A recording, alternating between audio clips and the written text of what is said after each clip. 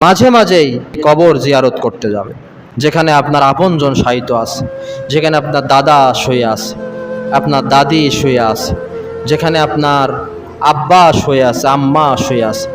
কবরের পাশে দাঁড়াবেন, শুধু জিয়ারতই করবেন না, ক্ষণিকের জন্য দাঁড়িয়ে যাবেন।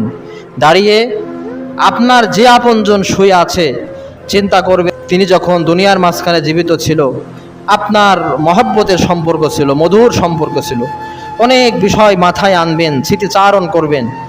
যখন এই স্মৃতিচারণ করবেন, আব্বার ভালোবাসাগুলোর কথা কবরের পাশে দাঁড়িয়ে মনে করবেন, আপনার জন্য আব্বার কষ্টের কথা মনে করবেন, আম্মার কষ্টের কথা মনে পড়বেন, চাচার কষ্টের কথা মনে করবেন। তখনই দেখবেন আপনার চোখ দিয়ে এক ফোঁটা পানি বেরিয়ে গেছে।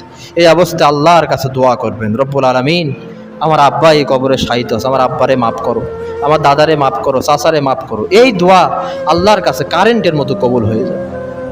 এই কাজটা আপনারা মাঝে মাঝে করবেন। মৃত্যুর প্রস্তুতি আমাদের নিতে হবে, যখন তখন এই মৃত্যু আমাদের সবল দেবে। আমার এক ছাত্র এসএসসিতে গোল্ডেন এ প্লাস পেল, সায়েন্স নিয়ে ইন্টারমিডিয়েটে ভর্তি হলো। ফার্স্ট ইয়ারে পড়া অবস্থায় সন্ধ্যার পরে বাসায় যে বাড়িতে একটা কারেন্টের কাজ করতে যে কারেন্ট শর্ট খেয়ে মৃত্যুবরণ করলো, জায়গায় মৃত্যুবরণ করলো। বাপের একটাই ছেলে, বাপ আর্মির বড় অফিসার। এই মাসখানিক আগে আমাদের বেগমপুরে আমাদেরই এক বক্তা ভাই আমার মতো ওয়াজ করে বেড়ায়, মসজিদে নামাজ পড়ায়, ইশার নামাজের ইমামতি করে রাতের বেলায় বাসায় শুয়েছে, সাপে কামড় দিয়েছে, মারা গেছে।